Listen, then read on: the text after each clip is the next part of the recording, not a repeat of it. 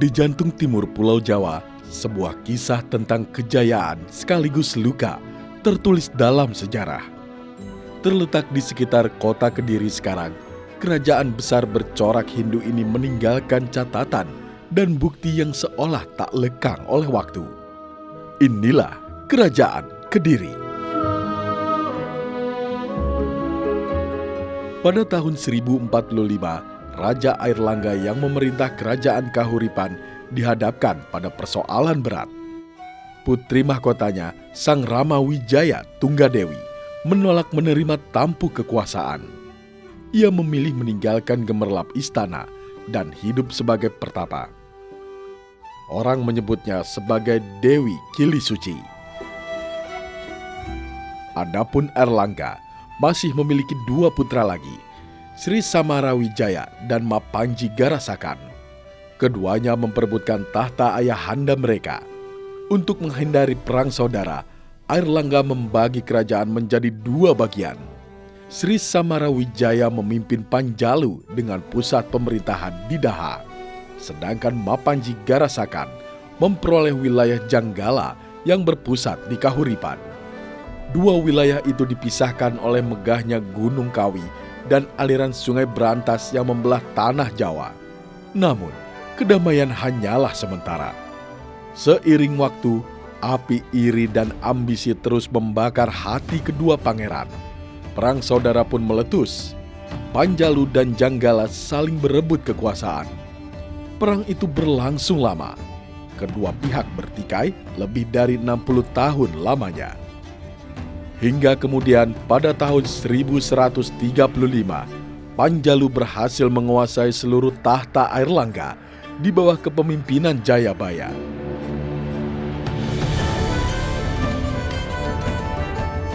Jayabaya bergelar Sri Maharaja Sang Mapanji Jayabaya Sri Warmeswara Madusudana Awatara Nindita Sutri Singa Parakama Utunggadewa. Jayabaya memindahkan ibu kota kerajaan ke Kediri. Inilah yang membuat Panjalu akhirnya lebih dikenal dengan nama Kediri. Masa pemerintahan Jayabaya berlangsung dari tahun 1135 Masehi hingga 1157 Masehi. Ia memimpin Kediri dengan kewibawaan tinggi dan pandangan yang jauh ke depan. Dalam babat Tanah Jawi dan Serat Aji Parmasa, Jayabaya dianggap sebagai titisan Dewa Wisnu. Ia merupakan keturunan Arjuna dari keluarga Pandawa. Berlanjut ke anak-anaknya, Jayabaya kemudian menurunkan raja-raja di tanah Jawa, termasuk kerajaan Majapahit dan kerajaan Mataram Islam.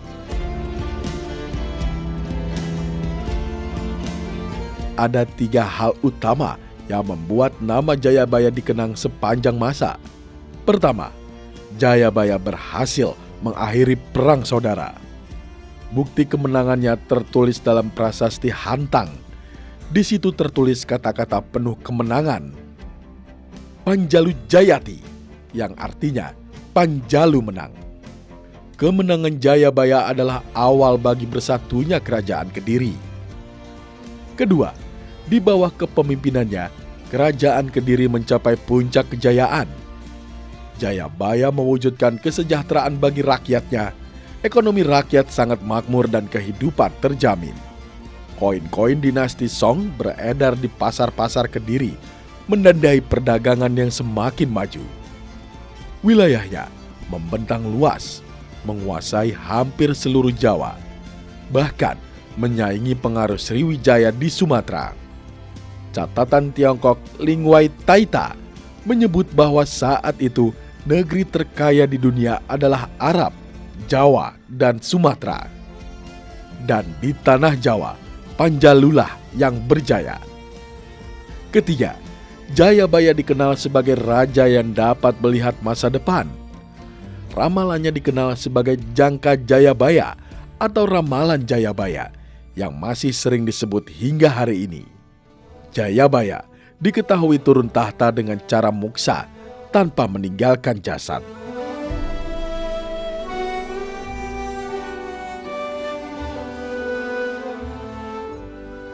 Demikianlah Kilau Kediri di masa lampau.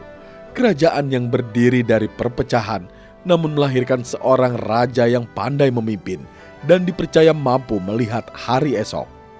Masa akhir Kediri ada di tangan Sri Kertajaya. Pada masa itu, Kediri jatuh karena serangan kerajaan Tumapel atau Singasari. Kediri telah menunjukkan betapa besar godaan kekuasaan dan betapa buruknya perang saudara. Hanya dengan niat baik dan kuasa perdamaian, seorang raja yang bijaksana dapat menyatukan kerajaan dan membawa rakyat pada kesejahteraan.